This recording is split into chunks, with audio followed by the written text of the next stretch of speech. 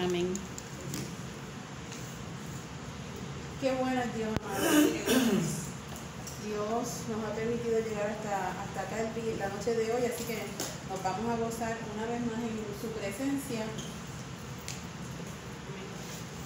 Y damos gloria a su nombre, ¿verdad? Porque si estamos en pie, a pesar de todas las situaciones que estamos viendo y viviendo, es porque Dios ha sido bueno, ¿verdad? El ambiente está como que bien malo otra vez con la cuestión del polvo, del polen, del hongo, de esto, de aquello y del otro, pero Dios es bueno, estamos en pie. ¿Amén? Hoy vamos a continuar con el tema de la crisis. Nos queda el próximo miércoles también. Lo envié por el chat, lo que habíamos compartido hasta la semana pasada. Si alguien lo quiere recibir por correo electrónico o algo así, me deja saber y se lo envío directamente. ¿Está bien?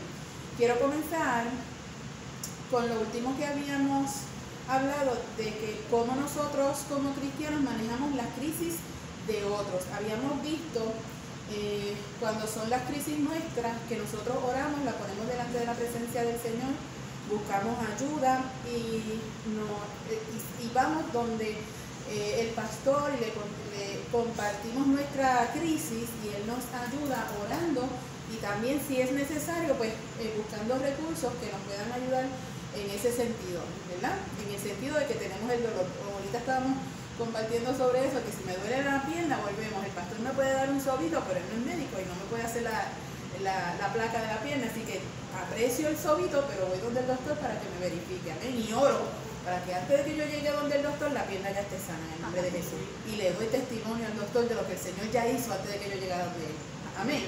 Esa debe ser nuestra actitud, debe ser nuestro proceder cuando tenemos alguna crisis, pero cuando la crisis se trata de otro, que es el énfasis que nosotros queremos tener y aprender como iglesia cómo apoyar, cómo ayudar a personas en crisis sin pasarnos de los límites, sin ejercer presión sobre ellos, sin nosotros ser acosadores de alguna forma, porque a veces, como habíamos hablado, tenemos tan dentro de nosotros el concepto de querer ayudar, de ser las manos de Dios, los brazos de Dios, la voz de Dios, el amor de Dios, que nosotros tomamos las crisis como para nosotros, pero hay unos límites que no debemos pasar, ¿okay? Así que hablamos de que si la crisis es de otra persona, pues lo primero que vamos a hacer es acompañar a la persona, y la estamos acompañando de esta manera. Vamos a escuchar la crisis que tiene. No vamos a juzgar ni a la persona que padece la crisis ni a la crisis como tal, porque la crisis puede tener una gran historia que quizás nosotros no sabemos. Estamos escuchando una sola parte. Y esa crisis no la minimizamos y hablamos de que eso es bien importante, porque lo que para esta persona es una crisis, para mí puede que no lo sea. Pero eso no quiere decir que sea pequeña o que sea fácil salir de ella, porque para esa persona que lo está padeciendo sí es una gran crisis y tenemos que tener respeto hacia eso. Luego de que la escuchamos, no juzgamos y minimizamos, oramos, nos ponemos a su disposición, respetamos sus límites, porque la persona siempre se va a abrir a contarnos hasta cierto punto. Hay áreas que la persona siempre va a reservar para sí, como su intimidad, o algo que nos quiere exponer, pues no nos vamos a meter más allá de lo que la vida quiera contarnos, sino que nos ponemos a su disposición y respetamos sus límites. Reconocemos nuestras limitaciones o competencias. Si no sabemos de algo, no nos ponemos a inventar. Amén. Si no sabemos cómo curar una llaguita, no nos vamos a poner a hacer una mezcla de testes ni de hojas. Usted lo hace para usted y yo lo hago para mí, pero no para recetar. ¿Ok? No nos ponemos a inventar. Reconocemos nuestras limitaciones. El médico es el que sabe trabajar con situaciones cardíacas, pues vamos a enviarlo allá, no le vamos a dar la losartán nuestra. ¿Me entienden? ¿Me hago entender? Okay. Oramos para que el Señor regule esa tensión cardíaca, para que el Señor regule todo en su cuerpo, para que el Señor cubra su mente, porque a veces las situaciones cardíacas están aquí, comienzan aquí, así que eso es lo que hacemos. Reconocemos nuestras limitaciones y nuestras competencias. No nos imponemos. No le vamos a presionar para que haga lo que yo quiera o lo que yo pienso que es lo correcto, sino que le digo, puedes hacer esto, tienes estas alternativas a tu mano. Si necesitas ayuda, yo te puedo acompañar. Yo no voy a ir por ti, yo te puedo acompañar. Yo te puedo ayudar a hacer la llamada, yo te puedo ayudar a contactar a tal persona. ¿Ok? No nos imponemos, sino que le proveemos alternativas para que pueda seguir hacia adelante. Y si no nos permiten intervenir, le sugerimos, yo conozco esto, puedes hacer aquello otro, puedes acercarte a tal persona, vamos a hacer esta conexión. Tengo un recurso o tengo un banco de recursos para apoyarte en esta situación, sugerimos. Y algo que la persona no nos puede impedir es orar. Porque puede ser que me digan, ni ores por mí, puede ser que me lo diga. Pero no está dentro de mí para saber, Señor, yo lo pongo en tus manos y te pido que sobre esa vida se cumpla tu perfecta voluntad, buena y agradable. ¿Amén? ¿Estamos claros? Ok. Pues habíamos compartido entonces esa palabra que está en 1 de Pedro 5, 6 al 7, que dice, humillaos pues bajo la poderosa mano de Dios para que Él os exalte cuando fuere tiempo, echando toda vuestra ansiedad sobre Él, porque Él tiene cuidado de vosotros. Y es una buena oración que podemos compartir con la persona que esté en crisis, haciéndole claro que yo con mis fuerzas no puedo hacer mucho, pero Dios tiene cuidado de ti y de mí. Así que te voy a acompañar en esta situación. Y habíamos leído la parte donde Pablo le decía a los filipenses, le decía, qué bueno que pasaron conmigo la tribulación, qué bueno que me acompañaron. O sea que acompañar está bien, es bueno y es lo que debemos hacer. Y ese es el feeling que le queremos hacer llegar a la persona que está pasando una crisis. Durante la crisis vamos a estar acompañando, y es bien importante que más que nosotros hablemos, que no hablemos mucho. Yo estoy del lado de acá hoy y me toca a mí hablar, pero cuando estamos con una persona que está en medio de una crisis, no debemos hablar mucho. Lo más que debemos hacer es observar y escuchar, ¿ok? Porque ahí la persona va a ventilar, va a comenzar a sacar aquella tormenta que tiene dentro de sí, que le va a ayudar a procesarla también, sacarlo, ¿ok? Le damos el espacio a la persona en la crisis y mira lo que pasa, porque la persona tiene que procesar. El espacio es para llorar, hablar, hasta gritar, pero debemos estar atentos de que no se haga daño, ¿ok? Porque dígame que en una crisis donde alguien pierde a un ser querido de una forma violenta, no va a querer gritar, no va a querer hasta dar puños y patas, no va a querer tirar cosas. Lo que tenemos es que vigilar que no se haga daño y no haga daño a otras personas. Pero la persona debe gritar, debe llorar, porque está sacando el dolor que tiene adentro. Y eso nos pasa a todos, ¿ok? A veces nos ponemos demasiado espirituales o demasiado cerca a nosotros, al lado del Señor, y tratamos de cálmate, pero no llores. Jamás se le ocurra decir, eso no es nada, eso va a pasar, tranquilo. No, porque hay un momento, y la misma palabra nos dice en el libro de Eclesiastés, que hay tiempo para llorar.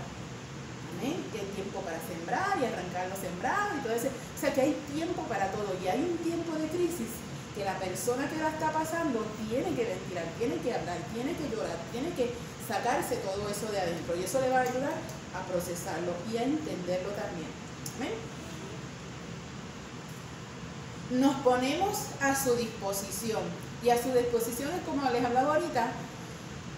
Yo tengo este banco de recursos, tú necesitas ayuda pastoral. En mi iglesia hay varios pastores que te pueden escuchar y te pueden ayudar a dirigirte en lo que tú necesitas hacer, ¿okay? Si es una pérdida y lo que necesitas es un capellán, en mi iglesia hay varios capellanes, ¿okay? Si es algo que quizás no tenga que intervenir el pastor, pero mira, en nuestra iglesia también hay un grupo de ancianos, gente con sabiduría que te puede dar un consejo, o te podemos ayudar a acompañar en esta situación que tú tienes. Nos ponemos a su disposición. Preguntamos qué necesitan. Y es bien importante que no andemos detrás de preguntar por qué o cuáles son los culpables. Por dos cosas. Porque si no nos lo dicen de primera intención, nos estamos vinculando demasiado en la situación y podemos tener problemas hasta legales luego. Así que nosotros lo que nos interesa es preguntar qué necesitas, en qué te puedo ayudar, qué es lo que te falta, de qué manera tú necesitas caminar por esta crisis que está tan difícil para ti. ¿Qué es lo que necesitas? ¿Solamente que te acompañemos? ¿O solamente que te demos una palabra? ¿O que solamente oremos? ¿O que te contactemos con alguien? ¿Tú quieres saber dónde está un familiar tuyo. Mira, yo no sé mucho de las redes sociales, pero vamos a hablar con alguien que sepa cómo rastrear a alguien. O lo que necesitas es un médico especialista en tal cosa. Obviamente yo no soy médico, pero vamos a buscar en tu lista de plan médico, vamos a buscar qué proveedores tiene. ¿Me entiendes? Porque a veces el Señor está en todo momento listo y disponible para ayudarnos. Pero cuando estamos en crisis, el pensamiento se nubla y necesitamos ayuda y nos pasa a todos. Ahora, si estamos de afuera, debemos estar conscientes que la ayuda debe venir primero de nosotros. ¿Okay? No preguntamos por los culpables. Eso puede hacer reventar una tormenta de emociones nuevamente en la persona que está empezando a ventilar o empezando a hablar contigo para que tú seas su ayuda. Así que, ¿cómo te podemos ayudar? Guíanos tú en lo que tú necesitas. ¿Okay? Hacemos una red de apoyo. No somos el Espíritu Santo. Yo escuché eso hace como 7 años o 6 años, cuando mami estaba bien malita, y la pastora que nos estaba atendiendo en aquel momento le dijo a mi mamá, mami tenía mucho miedo de irse, ¿verdad? Mucho miedo de morir, estaba enfrentando su duelo ella misma anticipado. Y la pastora le preguntaba, ¿pero cuál es tu temor? Ay, que dejo a la nena. Yo tenía ya 44 años. Ay, que dejo a la nena. Una adulta, una mujer casada, una mujer independiente, pero ella tenía, como cualquier mamá, temor de dejar a la nena. La pastora le dijo, ¿tú te crees el Espíritu Santo? ¿Tú te crees que tú puedes controlar todo? No tenemos ese poder. Tenemos que dejar que la vida fluya con lo que trae, agarrados del Señor, con las herramientas que el Señor nos ha dado, sabiendo utilizarlas, haciendo buenas herramientas en nuestras manos y nosotros buenas herramientas en las manos del Señor. Así que no nos vamos a creer el Espíritu Santo, vamos a hacer una red de apoyo. Yo sé que Richard es fue teniente de la policía, tiene buen conocimiento de las leyes del país. Nuestro pastor también, lo más que tenemos en esta iglesia son policías, ¿verdad?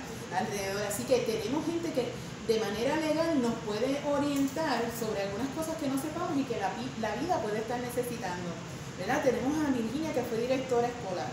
Pues mira, en ese sentido Virginia puede tener mucha información que quizás nosotros ayudemos si eso es la crisis, si la crisis tiene que ver con eso. ¿Okay? Tenemos capellanes también. Amén. Y tenemos pues otros hermanos que tienen otros conocimientos.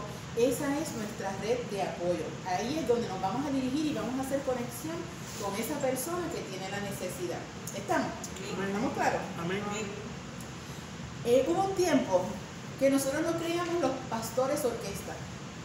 Nosotros limpiábamos el templo, poníamos las sillas, predicábamos, limpiábamos los baños, hacíamos parking, llevábamos y traíamos gente, literalmente, porque eso siguió aquí. Lo hacíamos en la otra iglesia y cuando comenzamos aquí seguimos haciendo lo mismo, porque jamás nos pasó por la mente que debíamos ocupar a la gente para hacer lo que había que hacer, para llevar el reino, porque créame, mapear el templo es trabajar en el reino, limpiar los baños es trabajar en el templo, traer gente a la iglesia es trabajar en el reino, predicar sobre el altar y fuera del altar es trabajar en el reino.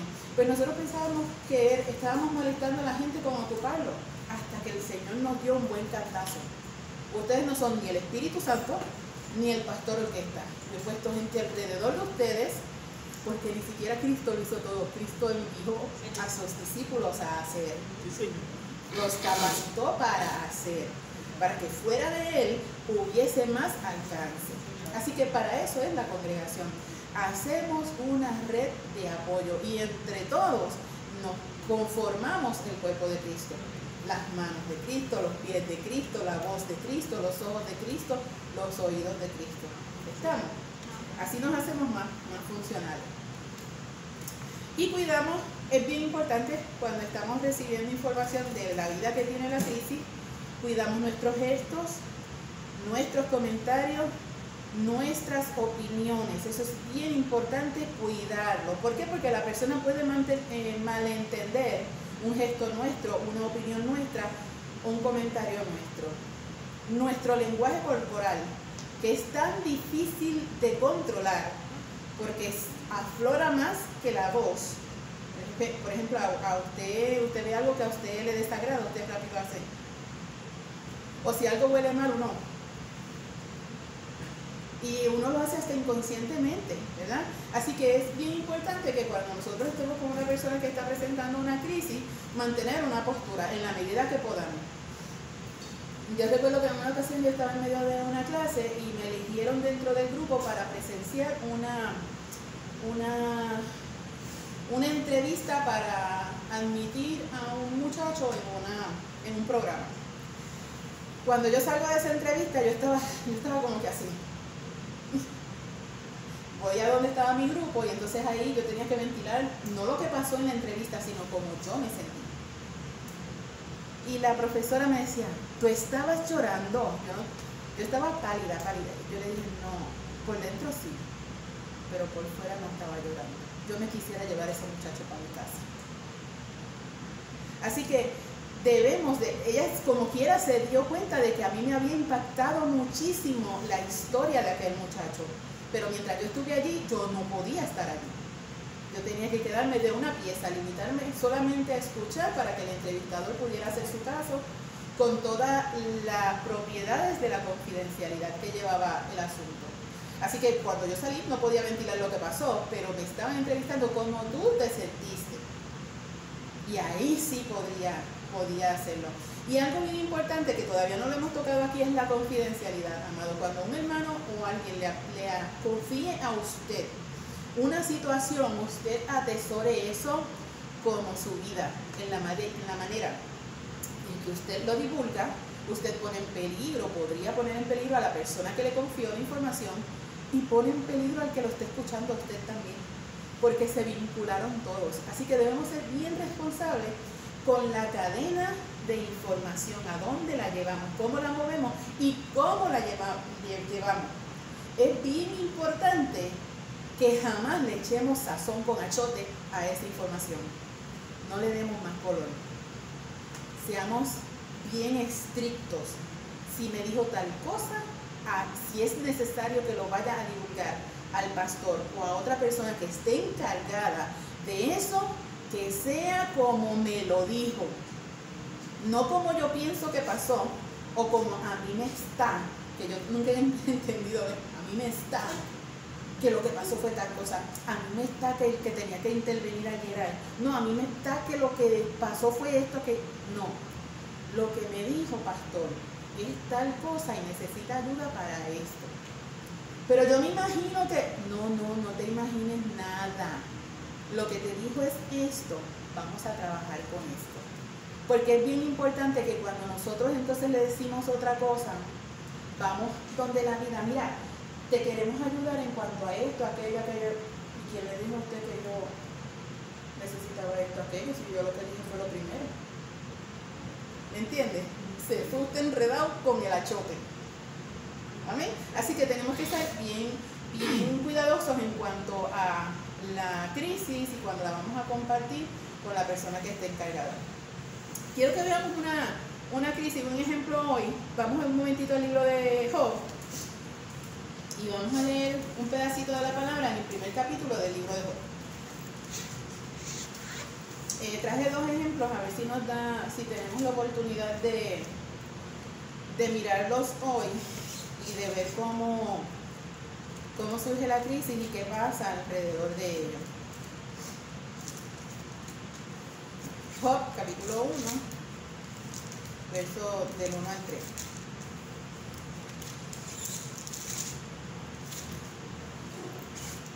¿Estamos? Dice la palabra: hubo en tierra de Uz un varón llamado Job, y era este hombre perfecto y recto, temeroso de Dios y apartado del mal. Perdón. Y le nacieron 7 hijos y 3 hijas. Su hacienda era de 7,000 ovejas, 3,000 camellos, 500 yuntas de bueyes, o sea que tenía 1,000 bueyes también, 500 asnas y muchísimos criados, y era aquel varón más grande que todos los orientales. A mí me parece fascinante cuando tenemos esta historia, que el Señor de primera intención nos deja saber quién era Job. o cómo él era socialmente. Está casado, tiene 10 hijos, tiene muchísimos criados, tiene ¿cuántos? 3.000 camellos, 7.000 ovejas, 1.000 bueyes y 500 asnas. Y dice bien claro, era varón grande, más grande que todos los orientales, o sea que era más rico, el más rico del lugar. Y el Señor le dice al enemigo cuando viene entre sus hijos, que eso es un detalle que a mí me llama mucho siempre la atención, no dice que es su hijo, pero venía entre ellos, las 2 veces que van sus hijos a la habitación del Señor, va él. Pero anyway, el Señor le dice, no has considerado a mi siervo, que es varón perfecto. O sea que, poniéndolo en nuestro dialecto, nuestra palabra de calle, Job era un hombre bueno, era un tipo bueno. Y era un tipo temeroso de Dios. Él hacía sacrificio por si acaso sus hijos habían pecado. No habla de que los había enseñado a ellos a guardar respeto a Dios, sino que él se sacrificó, o sea, hacía sacrificio para cubrir cualquier situación que ellos hubiesen cometido fuera de la presencia del Señor. O sea que él era bueno. ¿Qué te quiero decir con esto? Que aún a la gente buena le pueden ocurrir cosas malas, muy malas, muy malas. ¿Ok? Y no tiene que ver, aquello que pasó malo, no necesariamente tiene que ver en iniciativa sola del enemigo. Puede haber un propósito de Dios. Y óyeme bien, no te estoy diciendo que el malo es Dios. Te estoy diciendo que puede haber un propósito de Dios en aquello que pasa que a nosotros no nos gusta, o que le pasó a la persona buena. Eso es bien importante porque habíamos dicho anteriormente, no vamos a juzgar lo que está pasando, por eso es importante. A veces tenemos en la mente, está enferma porque es mala, porque está pecando, o perdió el trabajo porque está pecando, o le pasó esto porque está pecando, le pasó lo otro porque le abrió las puertas al enemigo. No juzguemos, porque en lo que esté atravesando esa persona puede haber propósito de Dios. ¿Ok?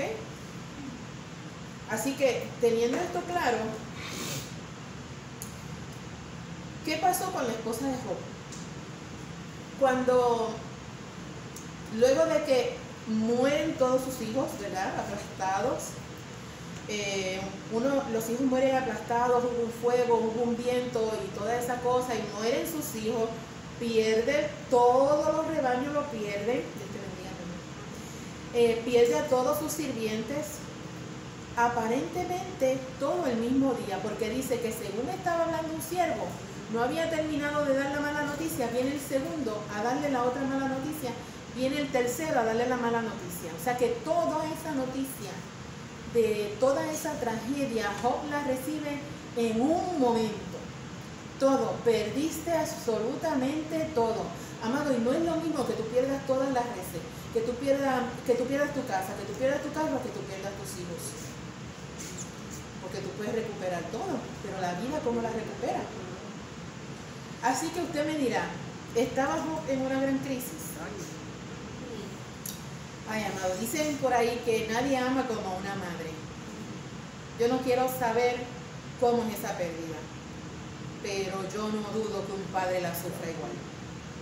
Porque el niño o el hijo no salió del vientre del padre, pero el padre tiene vínculo como quiera. Crea un vínculo con ese ser. Así que debe haberle dolido a los dos igual. Ahora, en ese ejemplo que nosotros traemos en la Biblia sobre Job y su esposa, hay un gran detalle. Job tenía un Dios que no tenía la esposa de Job. Así que Job lo procesa distinto y ella lo procesa distinto. Job lo procesa con mucho dolor, con mucha angustia, con mucha tristeza, y ella lo procesa con coraje. ¿Ok? Y eso lo podemos ver también en la iglesia, y eso debemos entenderlo. No todo el mundo va a procesar las cosas de la misma manera. ¿Okay? Y aún cuando ambos sirvan al Señor, vamos a ponerlo de esa manera, se enfrentan ante una crisis, pueden de todas formas estar enojados, sentir que están enojados ante una gran crisis que puedan estar viviendo, porque de primera intención no la entendemos, no la queremos tampoco. ¿A alguien le gusta pasar por crisis? No. y que nuestros hijos pasen por crisis? Menos, ¿verdad? ¿Por qué usted cree que él hacía sacrificio? No dice que él lo hacía por él, lo hacía por sus hijos. ¿Qué quería prevenir él? Precisamente eso, que murieran, que algo malo les pasara, que estuviesen mal delante del Señor. ¿Y por qué decimos que no era, que ella no tenía a ningún Dios y mucho menos al Dios de Job? Porque ella le dice, maldice a tu Dios y muérete. O sea que ese no era el Dios de ella. Así que imagínense, tras de que él recibe toda esa situación, de todas esas lamentables noticias, también recibe el menosprecio, el rechazo, el abandono de su esposa y la maldición de su esposa. Así que es una crisis mayor la que los dos están viviendo, una crisis terrible. Es un duelo complicado porque llega de momento, no fue una enfermedad ni nada, sino que llega de momento. Y dígame cómo manejamos eso. ¿Qué palabra podríamos decirle a Job para reconfortarlo? Hay muchos momentos que el mejor consuelo, la mejor palabra que nosotros podemos decir... La presencia de uno, escuchar y darle un abrazo y tranquilo. Eso. Déjalo ahí porque no hay de otra. O sea, no hay palabra sobre la faz de la tierra cuando un ser humano está pasando por una crisis, la pérdida de un hijo, de una mamá, de un trabajo, de un matrimonio. Usted se presenta, le da un abrazo y se acabó. Déjelo ahí. Exactamente. Eso es todo, pastora. Eso es acompañar. Y eso es mucho más, no fácil, sino reconfortante para ambas partes. ¿Por qué? Porque si usted abre la boca, puede fallar. Claro, puede meterse en un gran lío. Claro que sí. Porque la otra persona tiene demasiado dolor para entender lo que usted le va a decir. Y usted va a querer que él lo entienda y le va a insistir. ¿Ok? Así que la mejor palabra que podemos dar es un abrazo. O simplemente estar. Dígame, hermano. Pastora, una vez yo fui a un velorio. Y estaba un pastor y estaba la hermana, había perdido su hijo. Y el pastor, dentro de su prédica, ¿no?, le dijo a la madre que está viendo a su hijo en ese ataúd: todas las cosas vienen a bien a aquellos que aman a Jesús. Y yo en una esquina dije, la verdad que ese pastor no es más bruto, porque no puede ser más bruto. Él le dijo una gran verdad. Sí, pero no era el momento. No es en el momento. O sea, tú tienes que prepararte, estudiar para tú llegar cómo, dónde, cuándo y a qué hora. Tú vas a indicar esa palabra que está en la misma palabra de Dios. Pero ¿cómo tú le vas a decir a una madre que está perdiendo un hijo que todas las cosas vienen a bien a los que aman a Jesús? Ella no va a entender eso, por más cristiana que sea en ese momento. Claro. No, porque hay una fase humana, hay una fase de dolor. La palabra de Dios dice, como usted dijo, que hay tiempo para llorar. Es más, dice tiempo para amar y tiempo para odiar. Dice tiempo para amar y tiempo para odiar. Entonces, ¿cómo tú dices, si uno es cristiano, cómo podemos odiar? Bueno, dice que hay tiempo para amar y hay tiempo para odiar. Hay tiempo para sembrar, tiempo para arrancar, tiempo para dar y tiempo para matar. Oye, hay cosas que tú teológicamente hay que ponerlas con karma. Eso es así. Eso muy es así. con karma. Eso es como, ya no lo están haciendo tanto, pero eso era como cuando veíamos antes en las noticias que alguien se embarata en un carro y viene el reportero y le pregunta al oyente, ¿cómo tú te sientes? Ya no lo están haciendo. Yo creo que aprendieron un poquito, pero yo creo que por eso es que yo no veo mucha televisión, porque es que eso a mí me partía el alma. Y me hacía irme a la carne para imponerle las manos al reportero. Sí, no, porque como a una persona que acaba de tener un accidente o al doliente tú le vas a preguntar cómo se siente. No es obvio. No es obvio. Eso es algo que, ¿verdad? Pues es que esas cosas se nos chispotean. Sí. Así que yo creo que han aprendido, yo creo que los han adiestrado en ese sentido, porque hace tiempo creo que no veo algo así y me da mucho gusto. Ya son más empáticos, ya son un poquito más reservados y cuando les piden, como en estos días le pidieron, dame un poco de espacio para procesar la situación con mi familia, eso lo están ya respetando. Caramba. ¿Ven? Amén. Yo siempre le digo, mire, este pequeño detalle, el pastor Benito está ahí. Cuando mami murió hace unos años atrás, yo no recuerdo haber visto al pastor Benito antes de eso, no, fue en la partida de mi papá. Cuando mi papá parte, hace 3 años y pico, yo no recuerdo al pastor Benito antes de ese tiempo.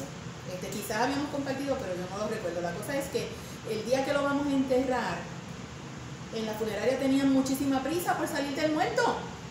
Entonces, el pastor Benito, con mucho cariño y con mucha diplomacia, habló con la gente de la funeraria para que me dieran un break, a que mi hermano llegara y bla, bla, bla. Mire, el pastor Benito, yo no recuerdo si ese día habló algo conmigo, no lo recuerdo, pero usted puede estar segura que hasta el día que yo me muera, yo voy a recordar que el pastor Benito estuvo allí ayudando. Y él lo único que hizo fue estar. Yo no creo que ni siquiera habláramos nada, pero ese día él estuvo allí. Y ocurrió lo mismo en la partida de mi mamá. Habían unos pastores amigos que hicieron unas intervenciones sin que ni él ni yo se lo pidiéramos y nos ayudaron en ese sentido. Y usted puede estar seguro que yo lo voy a recordar por el resto de mi vida. Estuvieron.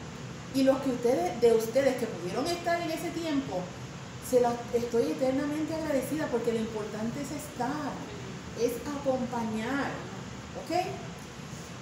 Ya le digo, yo no recuerdo que el pastor Benito hablara nada conmigo, eso yo no lo recuerdo, pero sí recuerdo que hizo algo que confortó mi alma y el alma de mi hermano en ese momento bien difícil. ¿Ok? Así que no es tan importante que todo el mundo sepa, es importante acompañar. ¿Ok? Vimos que Job lo procesa distinto. Job comienza delante del Señor a reconocer aún, terminándose ese primer capítulo, dice, Jehová dio, Jehová quitó, sea el nombre de Jehová bendito. Aleluya. Y la esposa, terminándose el capítulo 2, creo, le dice, maldice a tu Dios y muérete. Todavía tú sigues bendiciendo el nombre de Dios. Maldice a tu Dios y muérete. Qué terrible. Vienen los amigos de Job. Presencian esa situación y les voy a decir una cosa. La primera intervención de los amigos fue buena. Estuvieron una semana con él. ¿Ustedes saben cómo? En silencio. Eso fue bueno. En silencio, acompañándolo. Y según como vieron que él estaba, que había rasgado sus vestiduras, que se había echado ceniza por encima, así mismo ellos lo procesaron. Hicieron lo mismo con él. Y según estaba Job sentado ahí, pasando su dolor, procesando su situación, se quedaron ahí, dice la palabra, que 7 días sentado con él en silencio. Eso es acompañar. Eso es estar cuando la persona que tiene dolor me necesita. ¿Okay? Eso es una buena intervención. Después se escocotaron los amigos de Job, porque lo que hicieron fue sermonearlo y culparlo de lo que habían pasado sus hijos. Y fallaron ahí. Que muchas veces hacemos eso sin querer. Tenemos que estar bien conscientes de que cuando venga una vida a decirme, tengo el colesterol por las nubes, usted no salga, mija, pero deja de estar comiéndote tanta empanadilla. Tengo un dolor de piedra, que me está matando, que no puedo ir a la iglesia, que el dolor de piedra. Isabel, suelta la Coca-Cola.